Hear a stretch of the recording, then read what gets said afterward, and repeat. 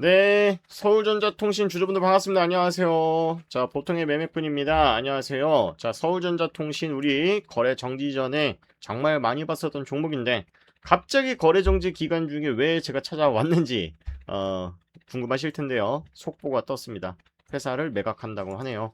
자, 그래서 그 내용 한번 알아볼 테니까 아직까지 제 영상 한 번도 못 보신 분들 구독과 좋아요 눌러 놓으시면 이렇게 거래 정지 기간 중에도 업데이트되는 내용들 제가 정리해서 알려드리니까 많은 구독과 좋아요 응원 부탁드리도록 하겠습니다. 자, 일단 얘네들이 거래 정지가 된 이유는 뭐 회사가 잘못해서 뭐 문제가 생겨서가 아니라 주식 병합이죠. 이제 5주 가지고 있는 거를 한 주로 줄이면서 주식의 가격을 지금 동전주잖아요. 그러니까 곱하기 5 하면 됩니다. 480원이니까 2,000원대로 지금 레벨업을 하겠다라는 내용이에요. 그래서 발행 주식도 줄어들고 그러면은 시장의 유통 물량이 줄어들니까 어떻게 되겠습니까? 희소성이 높아진다라는 장점도 있어요. 그런데 중요한 것은 보통 우리가 주식시장에 삼성전자를 예를 들면은 액면 분할 전까지 100 몇십만 원이었나요? 하여튼 갔다가 액면 분할하고 나서 계단식 하락을 하면서 아주 주주들이 꼭대기에 물려있는 주주들 많았잖아요. 그런 것처럼 주식 병합 같은 경우에는 분할과 별개로 주식 희소성 때문에 올라가는 특성을 가진 경우가 많습니다. 자, 그런데 그때 당시에 제가 거래 정지 기간 동안 뭘 주의해야 된다. 얘네 지금 거래 정지 언제 끝나요? 자, 매매 거래 정지 기간 5월 27일까지니까 5월 28일부터 새로운 주식으로 바뀌어서 이제 거래가 되게 되는데 주식 시장에 대한 상황들을 고려해야 된다라고 말씀드렸죠. 지금 얘네 거래 정지 되는 동안 코스피는 훨훨 날아가고 있는데 얘네 거래 정지 풀리면 그래도 가겠냐 이겁니다. 가겠냐. 그때 당시에 제가 기술적으로 요 구간까지 조정 열려 있었다라고 말씀드렸고 딱 요 구간에서 조정을 좀 멈추긴 했는데 하여튼 간에 지금 그게 중요한 게 아니고요. 회사를 매각했다라고 합니다. 자, 지금 장 마감 후에 기습으로 공시가 나왔는데 최대 주주 변경을 수반하는 주식 양수도 계약 체결 해가지고 공시가 나왔어요. 이 공시에 대해서 같이 한번 살펴보도록 할게요. 자, 원래의 최대 주주는 누구였냐? 김원우 외 2인 해가지고 나이스 투자 파트너스 김수아 해가지고 30% 6% 5%씩 가지고 계셨습니다. 자, 근데 이거를 다온 인터내셔널이라는 회사와 SET 제1호 투자조합 SET 제2호 투자조합 투자조합이니까 사모펀드식으로 이해를 하시면 됩니다. 사모펀드라는 거는 개똥이, 호박이 뭐 등등등 합쳐가지고 야 우리가 여기 투자하자 너네들 같이 투자할래 해가지고 모아가지고 우리가 뭐 예를 들어서 매매꾼 투자조합이에요 라고 이름을 명명하고 이 투자조합을 통해서 이 회사를 인수하는 주체로서 참여를 한다라는 의미로 보시면 됩니다.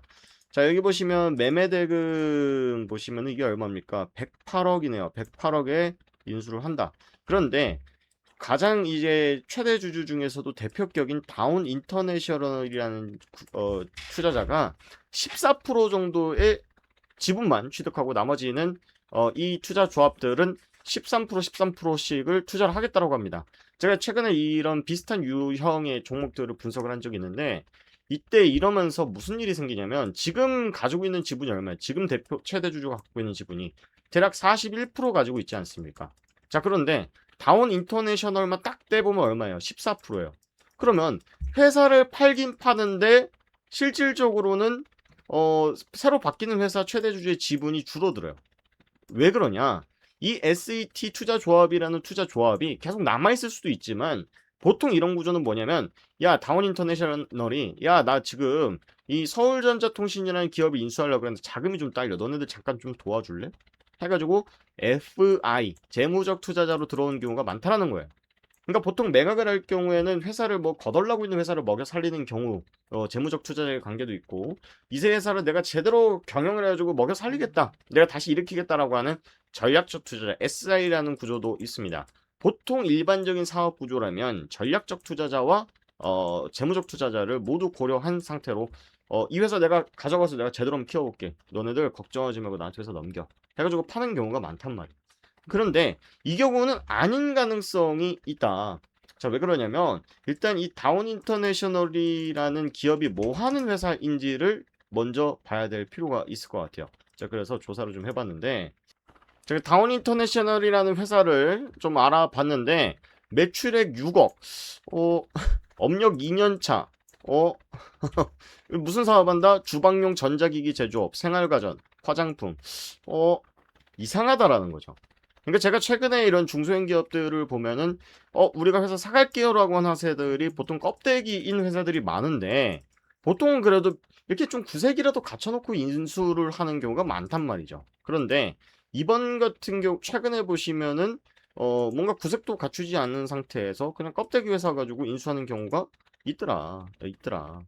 그래서 일단 이 부분이 조금 부담스러운 부분이고 중요한 거는 요 SET 투자 조합이 언제 빠져나가냐. 인수하자마자 갑자기 즉각 매도해버린다라고 한다면 주가에 부담적인 영향을 줄 가능성이 있다라고 봐야 될 것 같습니다.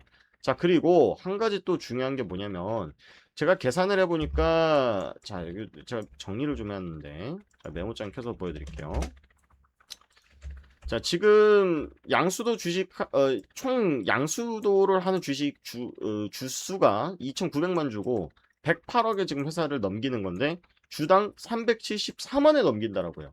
자, 근데 현재 지금 거래 정지되기 직전에 주가가 얼마냐면 480원. 그러면 100원 이상 할인된 가격으로 20% 넘게 할인된 가격으로 회사를 매각하는 거잖아요. 보통요, 회사가 매각을 할 때 내가 그래도 수고한 게 좀 있으니까 나한테 프리미엄을 좀 얹혀서 줬으면 좋겠어. 너네들 이거 가지고 잘 키워서 너네들 더 비싼 주식 만들어서 너네들이 나중에 다시 회사를 팔아먹든가 너네들이 회사에서 배당을 받아먹던가 해 라고 하는데 여기는 역프리미엄이 붙어가지고 할인된 금액으로 20% 할인된 금액으로 지금 기업을 떠간다란 말이죠. 자, 그렇다면 서울전자통신의 기업 상태가 그렇게 좋지는 않다라는 상황인 거고 최근에 그 거래 정지되기 직전에 113원에서 1200원까지 대략 한 8배, 7배 정도 상승을 시켜놓고 펌핑을 시켜놓고 상승을 했기 때문에 정지가 됐기 때문에 이게 얘네들의 적정 주가가 어느 정도 되느냐에 대한 계산이 다시 한번 필요한 시기가 됐다라는 부분입니다. 자, 그리고 사실상 이 회사를 넘기는 주체인 이 김원우 최대 주주 이 분께서 사실은 이 작업들을 하는 과정 속에서 동참했을 가능성이 있다라는 거죠.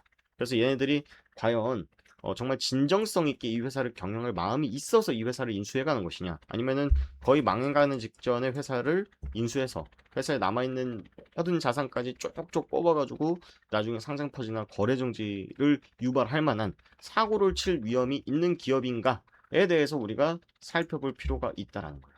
제가 이런 말씀을 왜 드리냐면 최근에 이제 제가 올려드린 영상 중에 이 모바일 어플라이언스라는 종목이 있는데 모바일 어플라이언스가 그런 방식으로 회사를 넘겼다가 최근에 2,000원대 하던 주식이 990원까지 떨어졌습니다.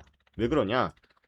A라는 최대 주주가 B라는 회사를 지분을 넘겼고 B라는 그 회사가 담보 대출을 받았는데 그 담보가 주가가 빠져가지고 반대매매 당해가지고 최대 주주 지위에서 박탈됐어요. 그래서 자연스럽게 다시 A라는 사람으로 최대 주주로 변경이 됐는데 사실상 알고 보니까 A가 갖고 있는 지분이 만약에 100이었다 그러면 100을 다 넘기는 게 아니라 한 50 넘긴 겁니다. 50은 남겨놓고.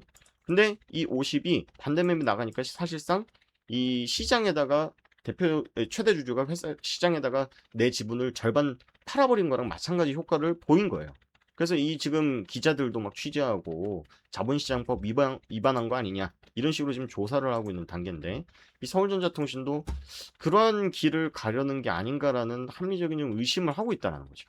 자, 그래서 일단은 그 주식 병합 직전에 이렇게 펌핑 시킨 것도 상당히 좀 불안한 요소고 이 회사를 프리미엄을 받고 회사를 넘긴 것이 아니라 오히려 할인된 금액 회사를 넘겼다라는 부분 자체가 회사에서 뭔가 급하게라도 좀 정리해야 되는 뭔가가 있어서 떠넘긴 것이 아닌가에 대한 조금 걱정스러운 부분들이 있다. 이렇게 보시면 좋을 것 같아요. 그래서 일단은 거래가 재개가 되자마자 제가 또 브리핑을 올려드릴 건데 우리 정보방에서 일단 여러분들께서 저한테 매입 단가를 조금 먼저 남겨주시면 제가 우선적으로 그 구독자분들께 연락을 좀 드려서 이건 대처하셔야 된다 아니면 가져가셔야 된다 라는 진단을 좀 도와드리도록 할 테니까 여기 종목 진단문이 여기다가 이제 링크를 누르시면 휴대폰으로 링크를 누르시면 저한테 문자 메시지가 오는 구조입니다. 그래서 여기다가 매입 단가랑 내가 몇 주를 가지고 있다 수량 써주시면 제가 진단 도와드리도록 하고, 이 실전 해방은 뭐냐면 요즘 같은 시장에 사실은 중소형주로 수익 내기가 어렵습니다. 저희 같은 경우에 두산 퓨얼셀 117%, 한우 시스템 27%, 코스피만 하루에 8%씩 올라가는데 수익 제대로 내야 된단 말이죠. 그래서 이런 정보들 우리 구독자분들이 한해서 제가 어떤 종목들을 지금 매매하고 있고 어떻게 수익을 내고 있고 지금은 제가 매도했습니다라는 실시간 관점들 제가 여러분들 구독자분들께 제공을 드리고 있으니까 종목 진단 문의뿐만 아니라 실전 매방 입장 요청하셔서 많은 도움 받으셨으면 좋겠고, 일단 무료로 진행하고 있기 때문에 편하게 문의를 주시면 됩니다. 여러분들이 해주실 거는 뭐다 구독과 좋아요만으로도 저희 채널 성장하는 데 상당히 큰 힘이 되니까 많은 응원해 주시고, 거래 정지 직전에 여러분들 제가 또 추가적인 업데이트 내용 텔레그램 방에도 또 올려드릴 테니까 여러분들 저한테 그 구독 많이 좀 해주시고 그리고 문의도 많이 해주셔야 됩니다. 아시겠죠? 자, 오늘 긴급하게 서울전자통신 공시에 대해서 한번 알아봤고요. 또 추가적으로 업데이트할 내용 있으면 텔레그램 정보방 그리고 영상 통해서 찾아뵙도록 하겠습니다. 고맙습니다.